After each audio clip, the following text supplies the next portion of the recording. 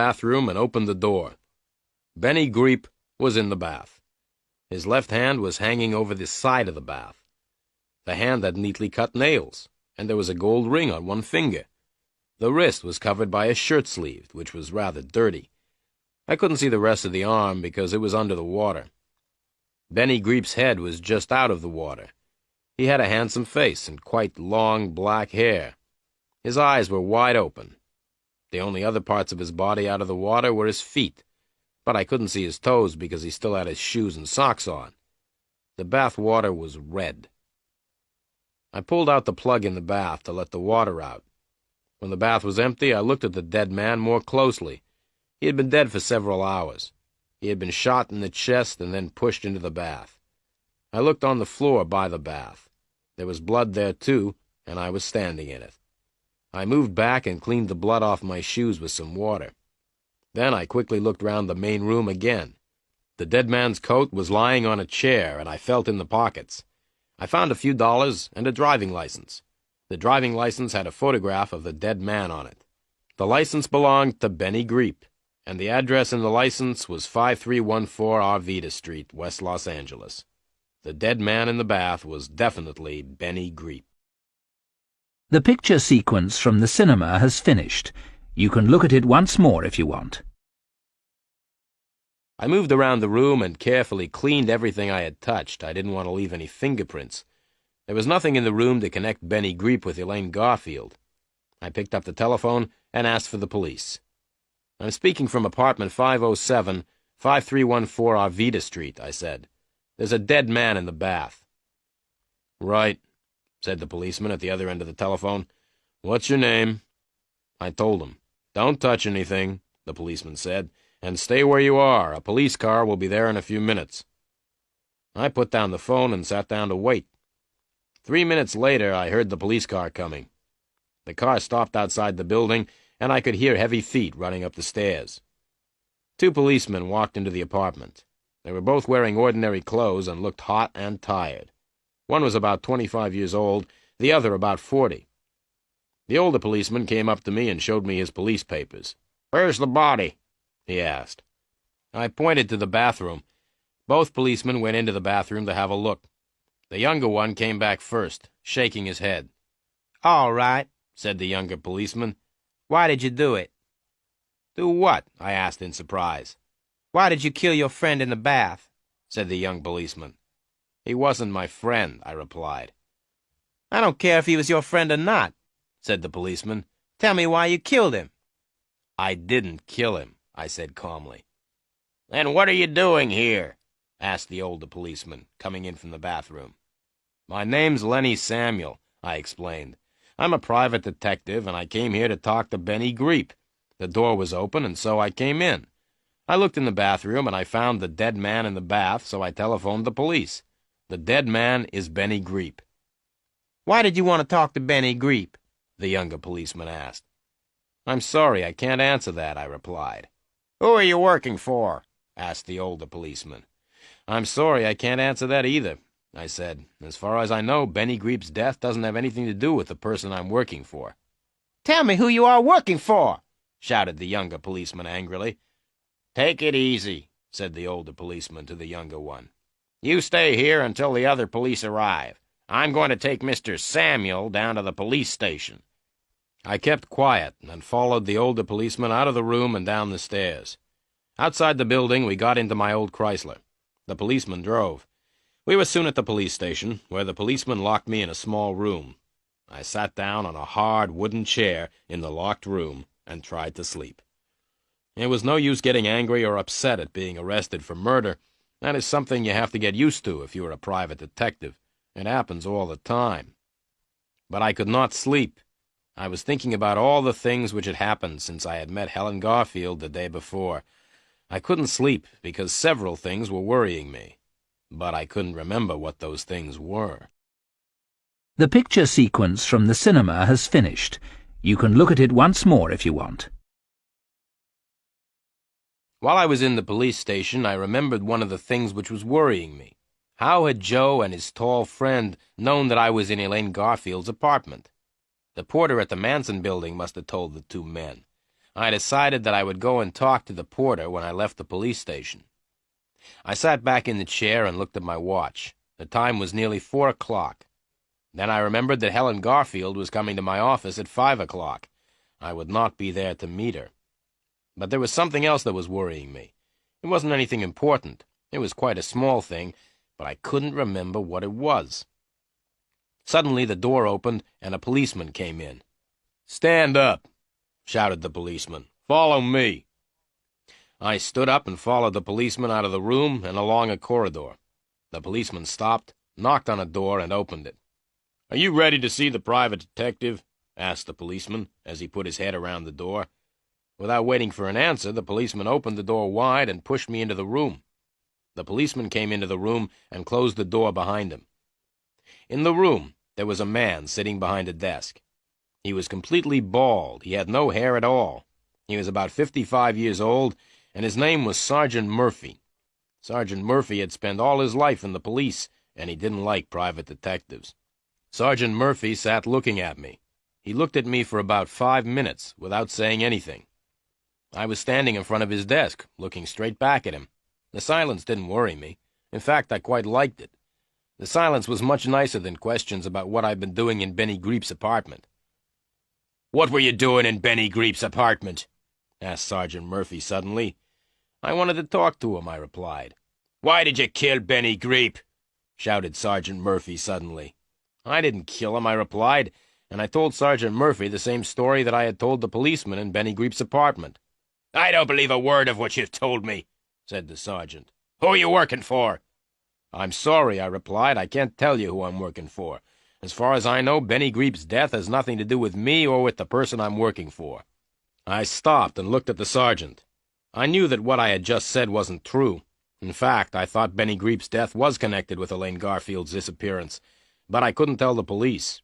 Helen Garfield had said that she didn't want the police to know about her sister's disappearance. Sergeant Murphy looked me straight in the eyes. "I hate all private detectives," he said slowly. "And you are the private detective that I hate the most. I don't think you're telling me the truth. I think you're hiding things from me. I think you know more about Benny Greep's death than you say you do. And you are going to tell me all you know. Now!" "I've already told you all I know," I replied quietly. Sergeant Murphy's face went red. The red color went up until it covered all of his bald head. "Don't try to play games with me!" he shouted. "Now get out!" "Can I go home now?" I asked. "No," said Sergeant Murphy. The sergeant told the policeman at the door to take me back to the small room and lock me up again. I went with the policeman and didn't argue.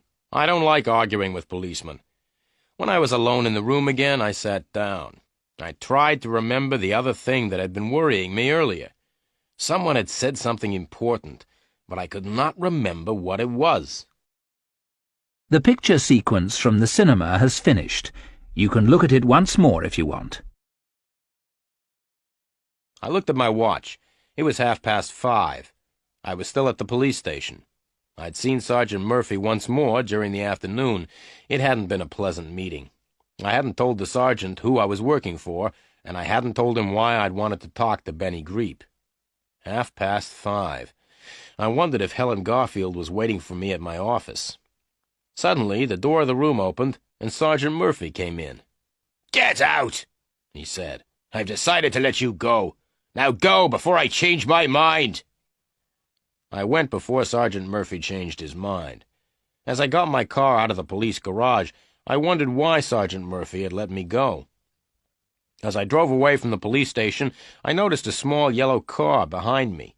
A minute later, I looked in the mirror again. The small yellow car was still behind me. I drove a little faster, and then suddenly turned right up a narrow street. At the end of the narrow street, I turned left, and then left again. Soon I was back on the main road. I looked in the mirror. The yellow car was still right behind me. So that was why Sergeant Murphy had let me go. The sergeant had ordered some policemen to follow me. They were going to watch what I did and who I met. I drove straight back to the office. As I parked the car outside, I noticed the yellow car had stopped across the road. I ran up the stairs and into my office. The door to the outer room was open, as usual, but the room was empty. Helen Garfield wasn't there. But there was a letter on the table, on top of the magazines. I picked the letter up and read it. Dear Mr. Samuel, I came here at 5 o'clock and waited, but you didn't come. I must see you urgently. Meet me at Las Cabanas at 11:30 tonight. Helen Garfield. I put the letter in my pocket and looked at my watch. It was just after 6 o'clock. I had 5.5 hours before the meeting with Helen Garfield. There was plenty of time to go to the Manson building and talk to the porter. I got into the Chrysler and drove off towards the Manson building. The small yellow car was still following me. As I drove, I thought about Helen Garfield's letter. Why does she want to meet me at Las Cabanas, I asked myself. In fact, how does she know about Las Cabanas at all? She says that she lives in New York. I would have to ask Miss Helen Garfield a few questions the next time I saw her. But the most important thing now was to get away from the yellow car, which was still following me. I was going to the building where Elaine Garfield lived, and I didn't want the police to know. There were 2 men in the yellow car. I turned right, and the yellow car followed. I stopped, and the yellow car stopped. I turned the Chrysler around, and the yellow car turned around. I tried to drive faster than the yellow car, but the Chrysler was too old and too slow. I slowed down and waited until I was near the next traffic lights. Then, just as the lights were changing from green to red, I drove across them. The yellow car was too late. The lights were now red. But that didn't stop the car. It drove straight past the red light. Then, as I looked angrily in my mirror, something happened which made me laugh. A policeman on a motorbike drove after the yellow car. The policeman made the driver stop because he had driven past the red light. I drove away as fast as possible. In my mirror, I could see the driver inside the car arguing with the policeman on the motorbike. It was the funniest sight I had seen for a long time. I drove on towards the Manson building, happy to have escaped. I may even have sung a little because I was feeling so good. The picture sequence from the cinema has finished. You can look at it once more if you want. As I was driving happily towards the Manson building, I had a surprise. I looked in the mirror. The yellow car was coming up fast behind me. I drove as fast as I could, but the yellow car got closer and closer. Just then, a dog ran across the road in front of the Chrysler. I braked hard, and the tires screamed as the Chrysler stopped suddenly to avoid the dog. Then there was the scream of more tires as the driver of the yellow car tried to stop.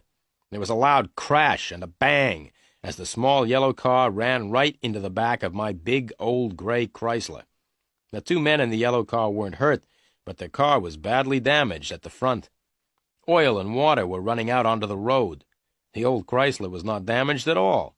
I got out and walked back to the yellow car. "You ought to be more careful," I said to the driver. "You were driving very dangerously. It's lucky for you that my car isn't badly damaged."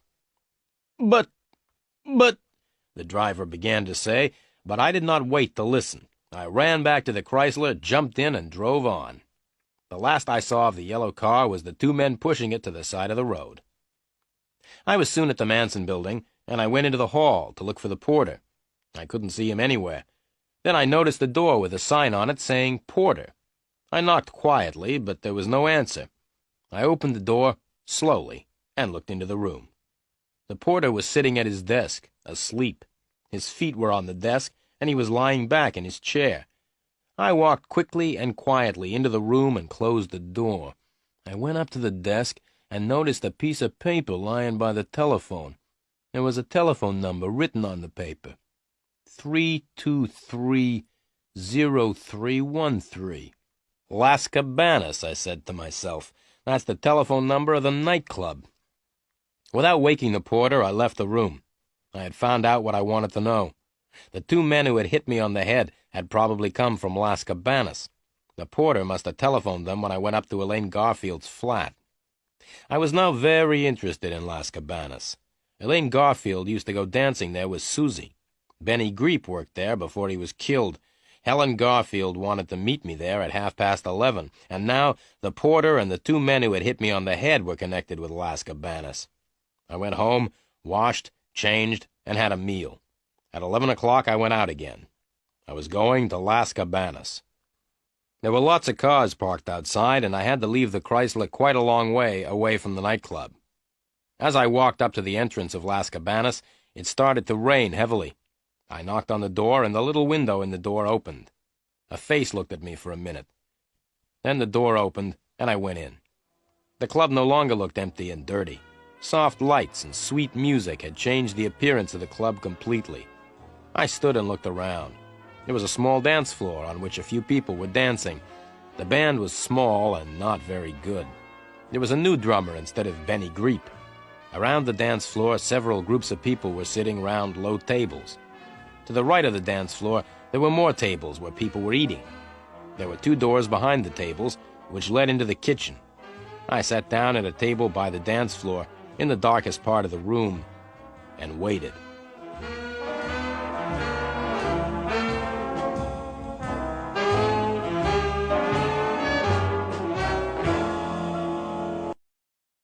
The picture sequence from the cinema has finished.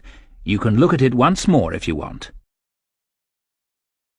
Exactly at 11:30, Helen Garfield came into the nightclub. She was looking as beautiful as ever, but seemed to be a little worried. Her blue eyes looked around the room until she saw me. Then, with a little smile, she walked up and sat down at the table. She sat next to me, with her back to the dance floor. She was carrying a bag, which she put on the floor beside her. The smile disappeared from her face. "Where were you this afternoon, Mr. Samuel?" she said sharply. "I'm paying you $50 a day. In return for that money, I want you to do what I tell you. Now, why weren't you at your office this afternoon at 5 o'clock? I took a deep breath. "Well, Miss Garfield," I said, "it's a long story. Let's have a drink and I'll tell you all about it." A waiter came over and I ordered some drinks. When the waiter had gone, the beautiful blonde girl said, "Come on, Mr. Samuel, tell me." "Okay," I said, "but stop calling me Mr. Samuel. Call me Len. All my friends call me Len." "I'm not a friend of yours, Mr. Samuel," the blonde girl said in a voice like ice. "I'm paying you a lot of money to work for me." $50 a day doesn't allow you to be rude to me," I replied quietly. "In the last 24 hours, I've been hit on the head and suspected of murder." "What do you mean?" the girl said and leant towards me. "Murder?" Just then, the waiter brought the drinks, and we sat in silence until he had gone. Then I told Helen Garfield about my visit to her sister's apartment in the Manson building. I told her about the 2 men who had caught me there. Helen Garfield listened in silence. "Do you like the band, Miss Garfield?" I asked. "I didn't come here to talk about the band," the blonde girl said angrily. "The band has got a new drummer tonight," I said, "because I found the old drummer dead in his bath this morning." The blonde girl turned around quickly to look at the band. She said something to herself, which I didn't hear. She lifted her right hand and started stroking her hair. She looked sad and very worried. What was the dead man's name?"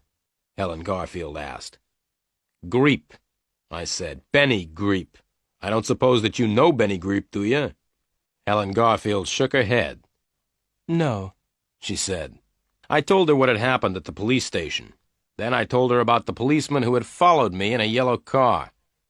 "Do you think they're still following you?" the blonde girl asked quickly and looked around the club.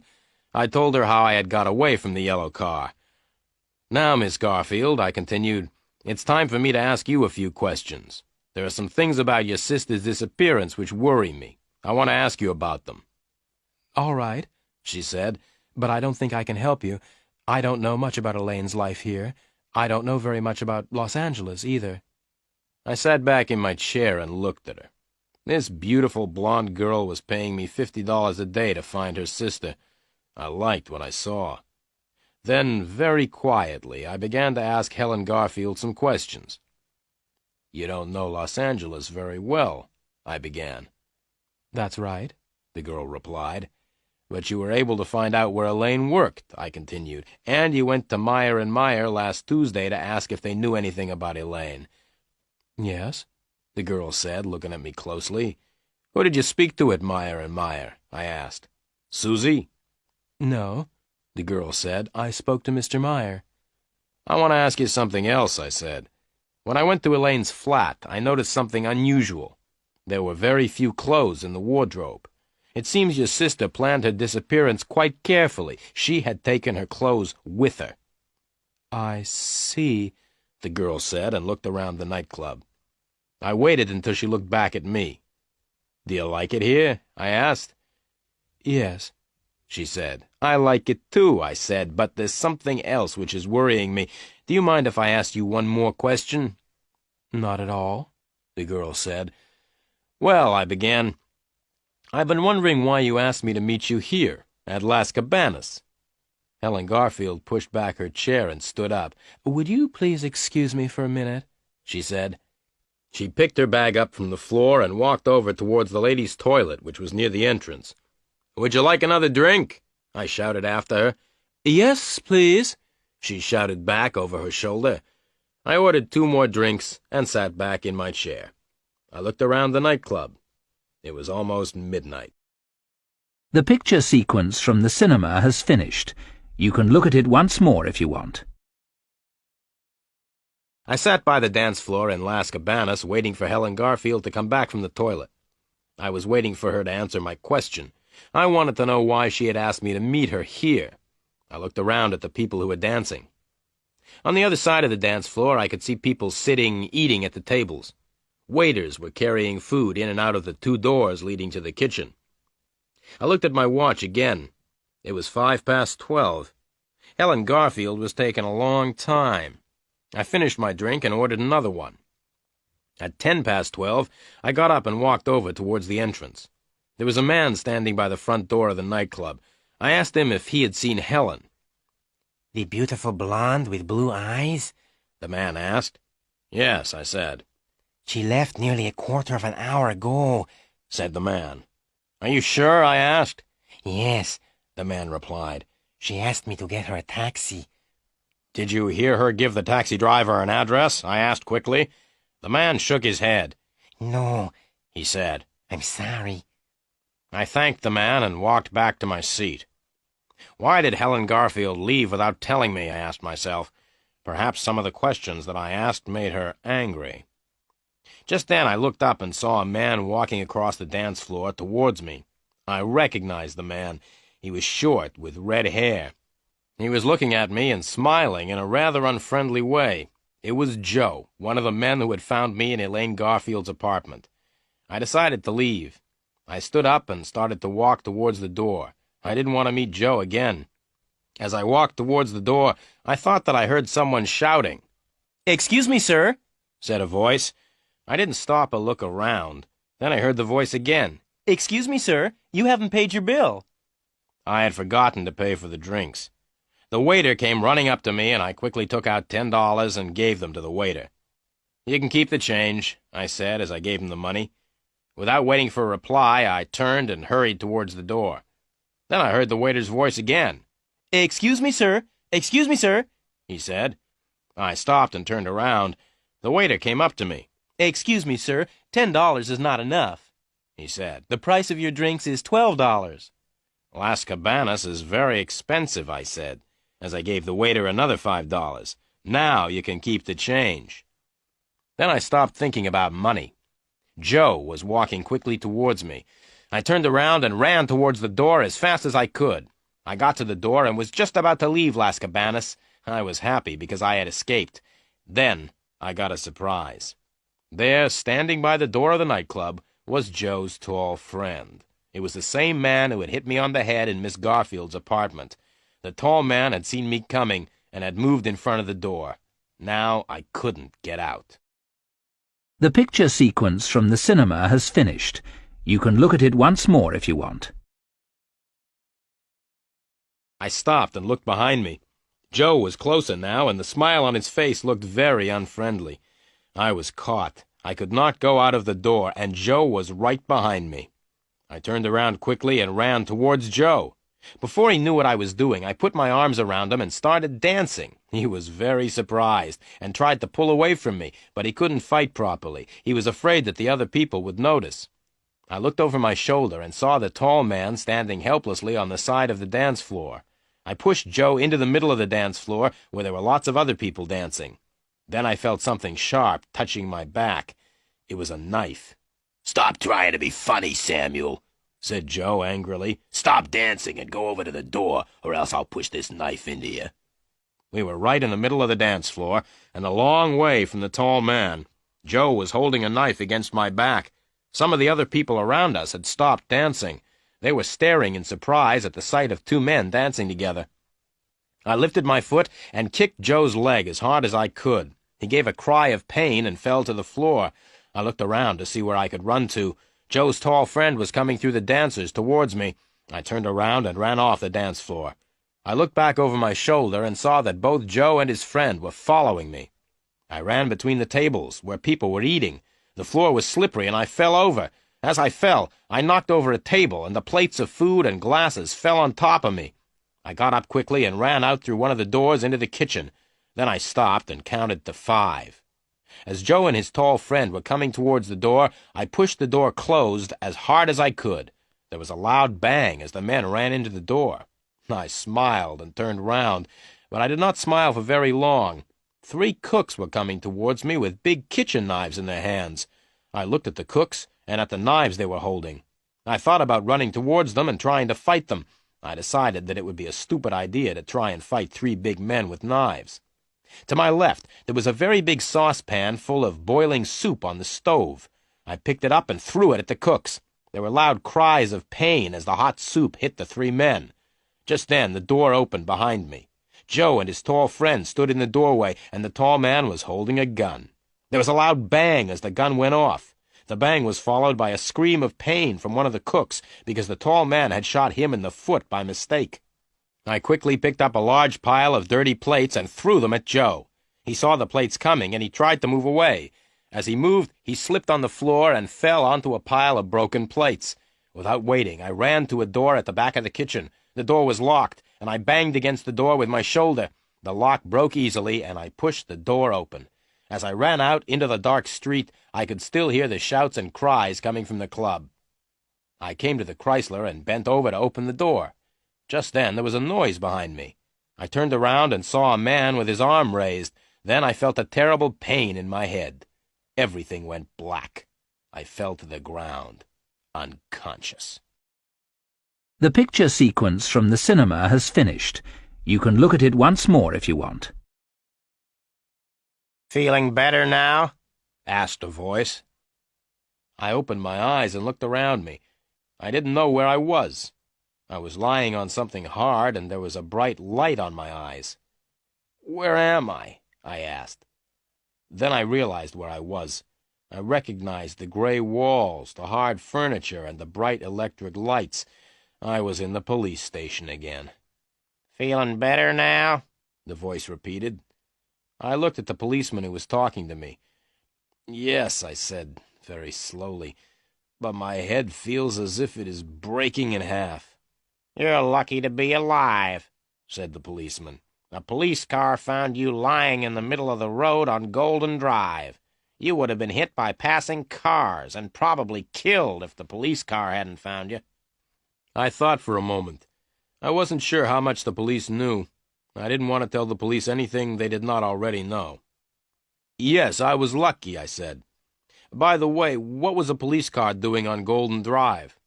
"Oh," said the policeman, "there was a big fight at a nightclub called Las Cabanas. We had a telephone call to say that there was a madman in the club. The madman was breaking up all the furniture. A police car was sent to the nightclub, but the madman escaped before the police arrived. The police car was returning when it found you lying in the middle of the road. You were very lucky. The car nearly ran right over you." I smiled. "I don't feel very lucky," I replied. "In fact, I feel terrible." "Never mind," said the policeman. "Can you walk?" I stood up and walked a few steps. My head hurt, but otherwise I felt all right. "Yes," I said, "I can walk." "Good," the policeman said. "Let's walk along the corridor, then, and have a talk with a friend of yours." We went along the corridor. The policeman stopped at a door and knocked. There was a shout from inside the room, and the policeman opened the door. I walked into the room, and the policeman followed. He shut the door and stood in front of it. There was only one desk in the room, and behind the desk was a man. He was bald. It was my old friend, Sergeant Murphy. "Hello, Sergeant Murphy," I said, trying to smile. "How are you feeling tonight?" Sergeant Murphy didn't smile back at me. "Are you trying to be funny?" he asked. "It isn't night, it's morning. You've been unconscious all night." "Oh," I said. "Now," said Sergeant Murphy, "let's begin. I want you to tell me why you were lying unconscious in the middle of Golden Drive at 12:30 last night. You were a danger to the traffic." "I thought that the traffic was a danger to me," I replied, but the sergeant didn't even smile. "I'm waiting for you to tell me what happened," said the sergeant. "Nothing much happened," I began. "I spent part of the evening at Las Cabanas and left just before midnight. I walked back to my car. Just as I was about to get into the car, someone hit me over the head. That's the last I remember. This policeman," and I pointed to the one standing by the door, "told me that I had been found in the middle of the road. Someone must have put me there." Sergeant Murphy smiled. "Yes," he said. "Someone who wanted to kill you put you in the middle of the road. Someone was hoping that a car would hit you and kill you." I smiled back at the sergeant. "Can you think of anyone who would want to kill you?" the sergeant asked me. "Oh, yes," I replied. "Hundreds of people would like to kill me, including a few policemen." The picture sequence from the cinema has finished. You can look at it once more if you want. "Did you leave Las Cabanas before midnight?" asked Sergeant Murphy. "That's right," I replied. "I left the nightclub just before 12. "So you weren't at Las Cabanas when the big fight started just after 12? asked the sergeant. "Big fight?" I said, trying to sound surprised. "Don't sound so surprised," said Sergeant Murphy angrily. "We received a telephone call from the owner of Las Cabanas. He said that just after midnight last night, a tall man with brown hair and brown eyes, called Lenny Samuel, attacked two of the people at the club. The owner of the club said that you then attacked and injured 3 cooks. Then you broke over 100 plates and a table and ruined food worth several $100s. I didn't say anything. I could not think of anything to say. "Did you really do all that?" Sergeant Murphy asked in a different voice. The sergeant sounded both surprised and pleased. "Did you really do all that on your own, or did you have men to help you?" "I did it all on my own," I said, beginning to feel a little proud of myself. "You know that you could go to prison for 6 months for what you did last night?" the sergeant asked. He was laughing as he said it. I wasn't laughing. I couldn't see anything funny about 6 months in prison. "Look," Sergeant Murphy said, "I'm not stupid." I agreed with the sergeant that he was not stupid. "I'm not stupid," Sergeant Murphy repeated, "and I know why you were at Las Cabanas last night. Benny Greep used to work there, and you went to find out about his death." I agreed with the sergeant again. It seemed the best thing to do.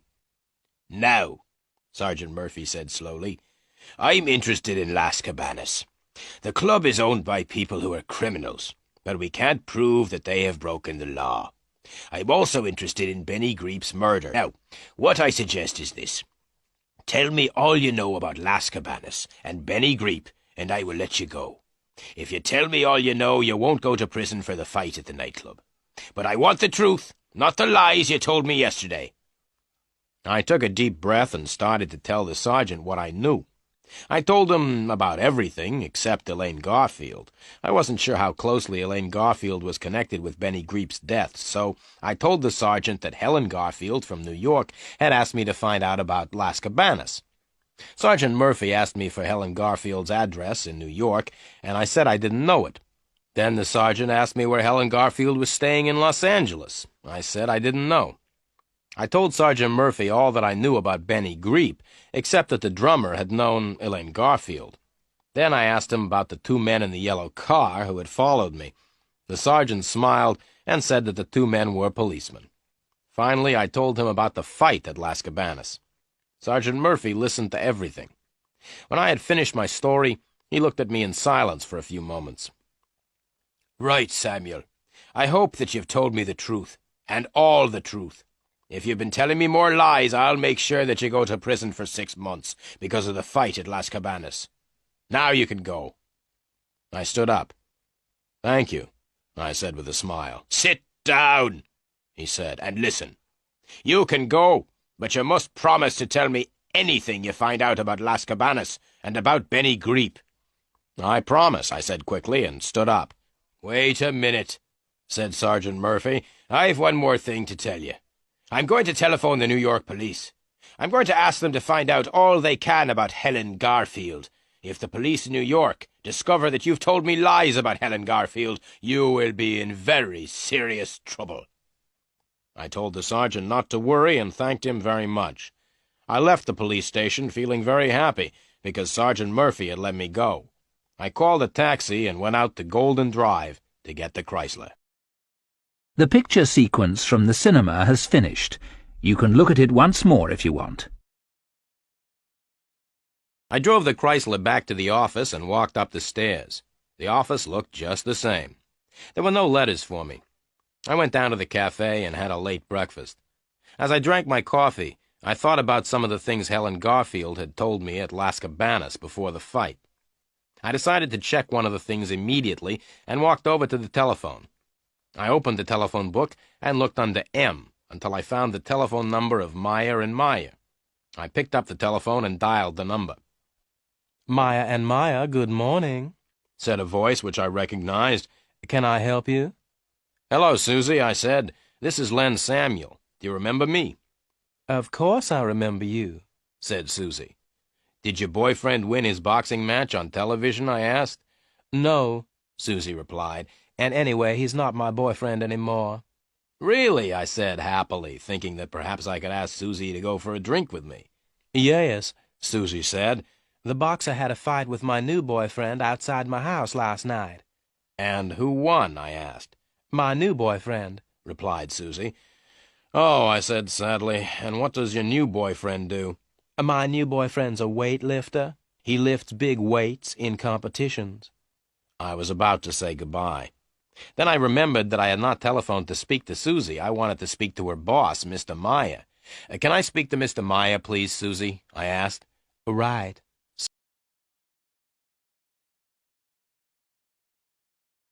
Susie said.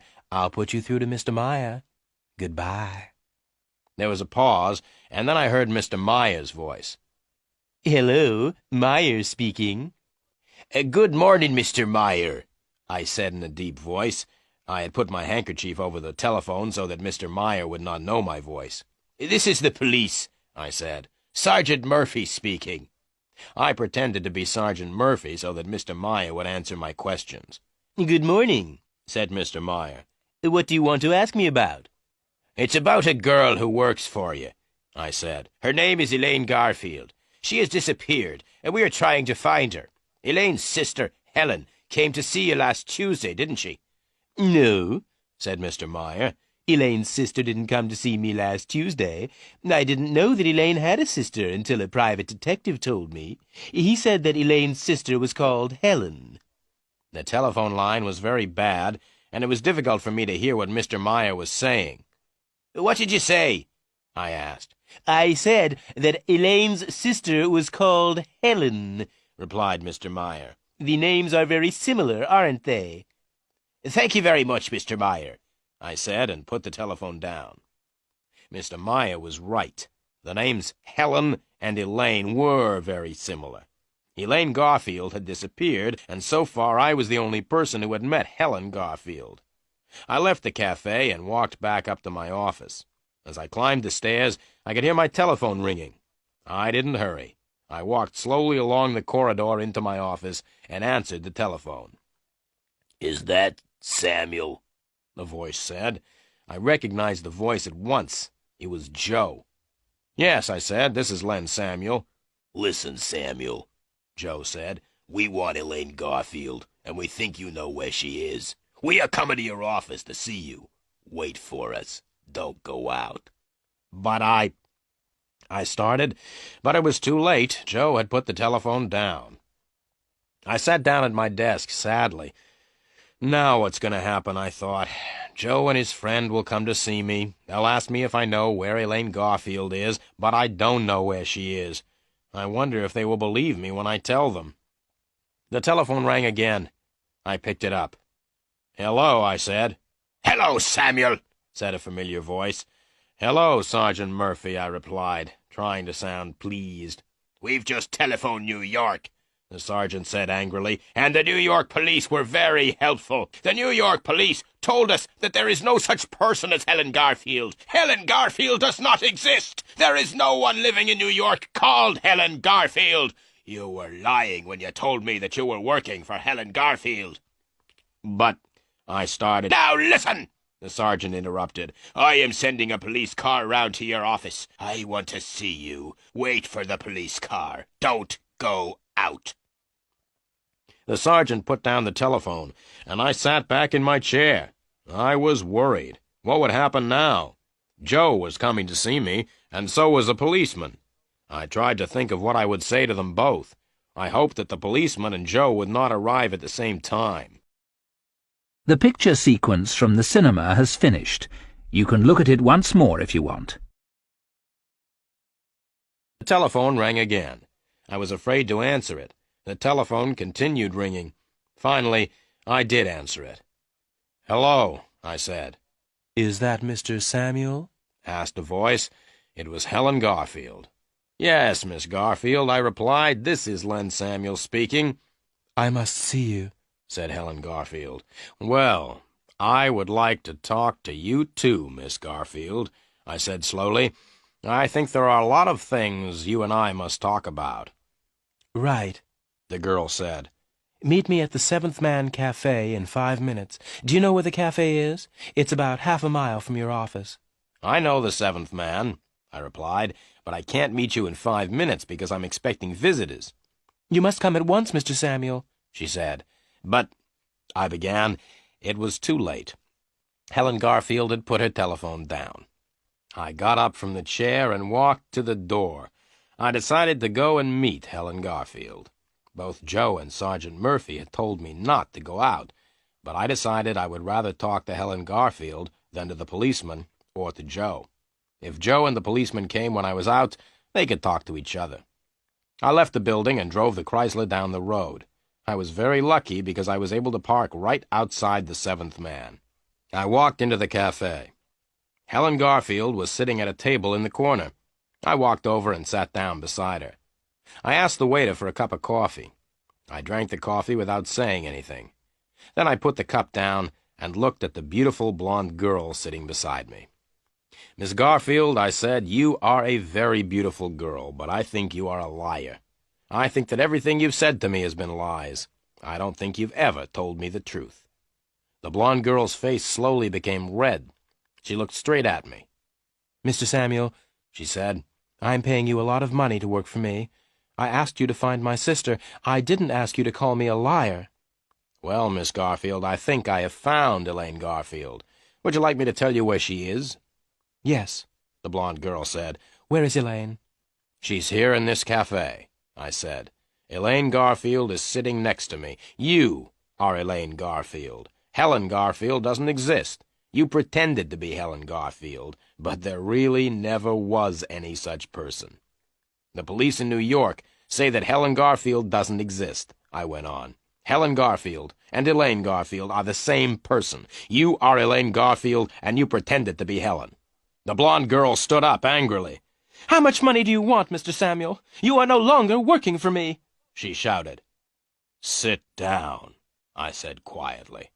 The blonde girl did not sit down, so I pulled her down beside me. "Now listen, Miss Garfield," I said firmly. "You are going to tell me all about yourself and why you came to see me. I want to know all about Benny Greep and Las Cabanas. I want to know why you disappeared." "I won't tell you anything," she said. "Oh, yes, you will tell me everything," I replied. "You'll tell me everything, or else I'll take you straight to the police. You see, the police are looking for me at this moment. The police think that I may have killed Benny Greep," I continued. "The police know that I had a fight at Las Cabanas last night. A red-haired man and his tall friend are also chasing me. They are the 2 men who started the fight at Las Cabanas. They will try to kill me if I don't tell them where you are. So you see, Miss Garfield, I think you had better tell me everything. I'm the only person who can help you." The blonde girl sat in silence for a minute. Then she began to cry. "All right," she said.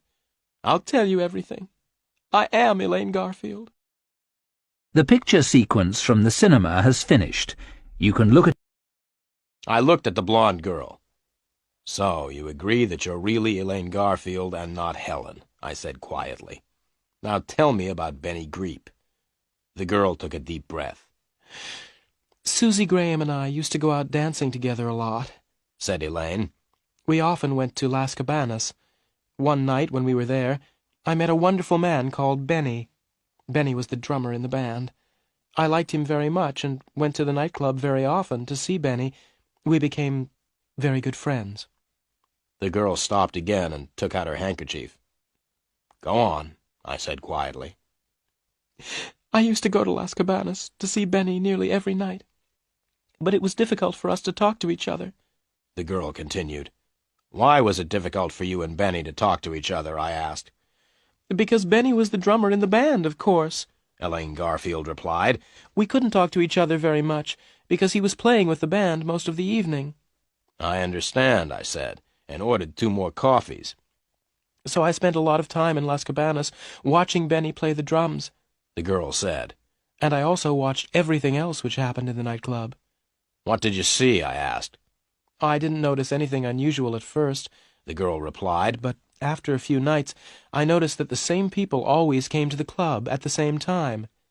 Which people? I asked. There was a red-haired man, a tall man who never took off his hat, and 1 or 2 others, said Elaine Garfield. Yes, I said, I think I have met 2 of them. They were the men who hit me on the head in the Manson building. Anyway, the girl continued, one night I asked Benny why these men came to the club every night. Benny told me not to ask questions, so I watched the men more carefully afterwards and noticed that they always arrived with bags. But when the men left, they weren't carrying bags. What did you do then? I asked. I asked Benny about the men again, she said. Benny said that there were a lot of strange things happening at Las Cabanas and that it was dangerous to ask questions. The waiter brought the coffees, and Elaine waited until he had gone. One night, she continued, one of the men was sitting at the table next to me. He was talking to some other men, and he opened the bag that he was carrying. I was sitting quite close, and I could see into the bag. The bag was full of diamonds and jewelry. Really? I said, and drank my coffee. I told Benny about the bag of jewelry later on in the evening, continued Elaine. Benny was very excited at the news. He told me that he had known for a long time that criminals used Las Cabanas. They used the club as a place to buy and sell stolen things. Benny and I talked all evening about the bag of jewelry. Benny said that the jewelry was stolen. The men who were selling it were criminals, and they had stolen the jewelry. Well, Elaine continued, Benny wanted to steal one of the bags. He said that the jewelry was stolen, so it didn't matter if we stole it from the criminals. I agreed to help him. We hoped to sell the bag and to use the money to go away together. I see, I said. And did you help Benny to steal the bag of jewelry? Yes. We waited for nearly a week, Elaine replied. Then, last Sunday, I had a chance to steal the bag. It was at the end of the evening, and nearly everyone had left the club. I had found out where they hid the bag, and I was able to take it and give it to Benny. Benny had big bags in which he carried his drums. It was easy for him to hide the bag of jewelry in the drum bag. We left the club together, with the bag of jewelry. We decided to hide the jewelry in my apartment and then sell it later. The next day was Monday, Elaine continued, and I went to work. In the afternoon, I had a telephone call from Benny. Benny said that the red-haired man knew that the bag of jewelry had been stolen. He was very angry. Benny told me to stop work and go home. He told me to stay at home, to make sure that no one came to take the jewels. Benny was going to continue working at Las Cabanas. Then no one would think that he had stolen the jewels. And did you stay at home? I asked. Yes, I stayed at home for 3 days, Elaine replied. But I was afraid that the red-haired man would find out where I was living. Then he would come to get the bag of jewelry. So what did you do? I asked. That was easy, she said with a smile. I moved into a hotel in the center of the town and then came to see you. But why did you come to see me? I asked. To make sure that I was safe, said Elaine. I pretended to be my sister and said that I had disappeared. I asked you to find me. Then I knew that I was safe. Why? I asked. Because you were looking for me, Elaine continued. If the men from Las Cabanas found me or took me away, you would find out and chase them. Thank you very much for thinking that I am such a good detective, I said. But why didn't you tell me the truth? That's easy, said Elaine. I didn't want to tell you about the jewels. The picture sequence from the cinema has finished. You can look at it once more if you want.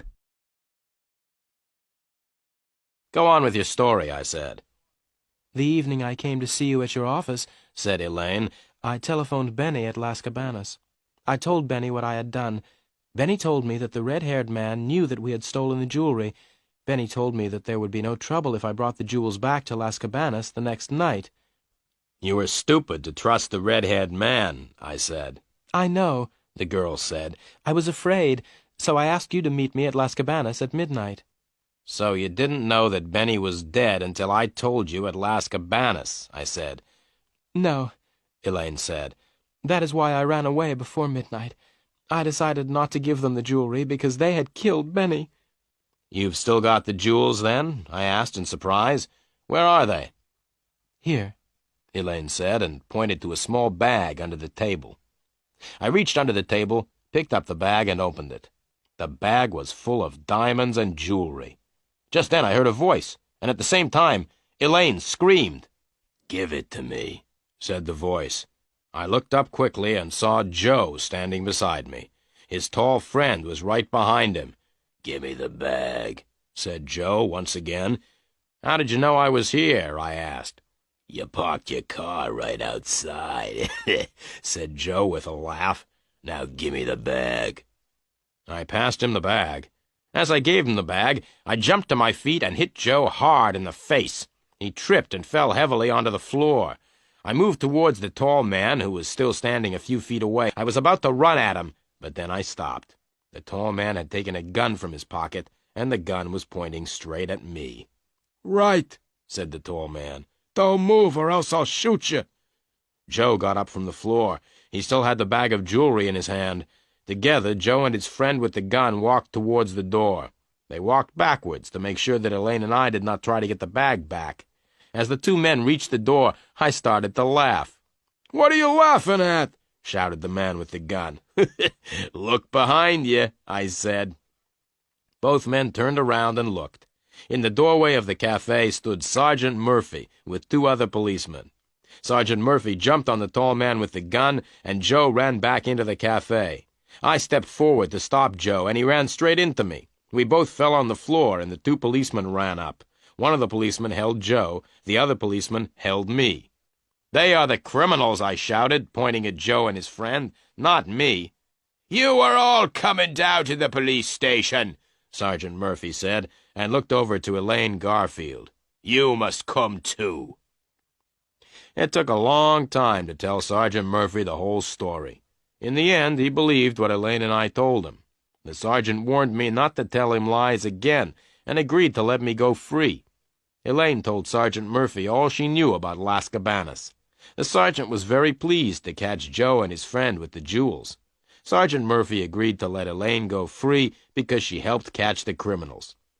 As we were leaving the police station, I asked Sergeant Murphy